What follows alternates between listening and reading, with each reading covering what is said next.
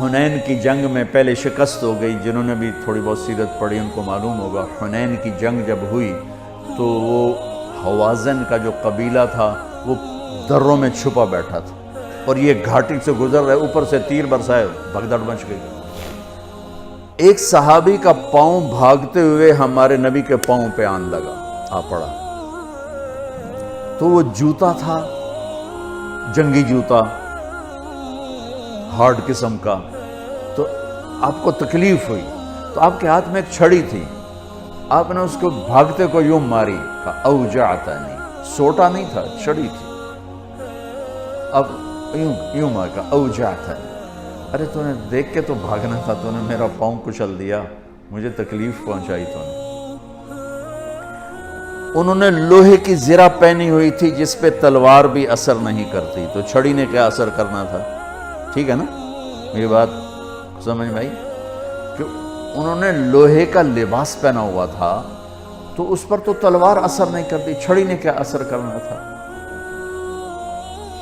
وہ کہتے ہیں جب میرے کان میں آواز پڑی اوجعتنی, مجھے تم نے دکھ دیا, تو کہا مجھے یقین ہو گیا کہ اب میری خیر نہیں, اب اللہ تعالیٰ کی طرف سے کوئی وحی آئے گی, میری تباہی بربادی کا فیصلہ سنائے گی. کہ رات میں سو نہیں سکا, ساری رات جاگتا رہا. فجر کی نماز پڑھی تو اعلان, اپنے خیمے میں پہنچا تو اعلان ہوا کہ جس شخص کا پاؤں اللہ کے نبی کے پاؤں پہ آیا تھا وہ حاضر ہو جائے, جس کا پاؤں نبی کے پاؤں پہ پڑ گیا تھا وہ حاضر ہو جائے. کہنے لگے میں نے کہا لے ہو گئی نا گل پوری, اب پتہ نہیں تیرے لیے کیا سزا آ رہی ہے. کہ میں ڈرتے ڈرتے پہنچا, آپ تشریف فرما تھے. آپ نے مجھے دیکھ کے تبسم فرمایا اور فرمایا کہ میرے بھائی کل میں نے آپ کو چھڑی ماری تھی, وہ پاؤں والی بات ہی چھوڑ دی, کل میں نے آپ کو چھڑی ماری تھی تو میں اس پہ معافی مانگنے کے لیے آپ کو بلایا ہے.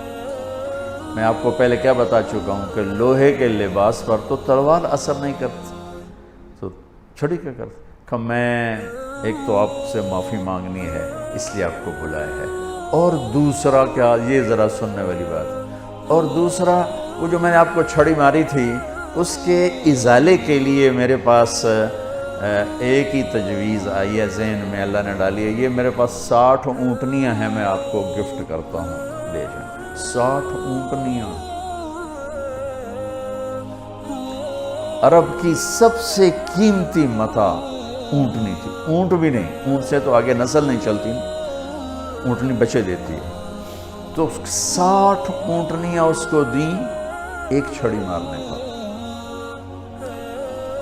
ہم بشر ہیں, عام انسان ہیں, عام مرد عورت ہیں, ہم سے زبان کھل جائے گی, جب کھلے فوراً معافی مانگ لو.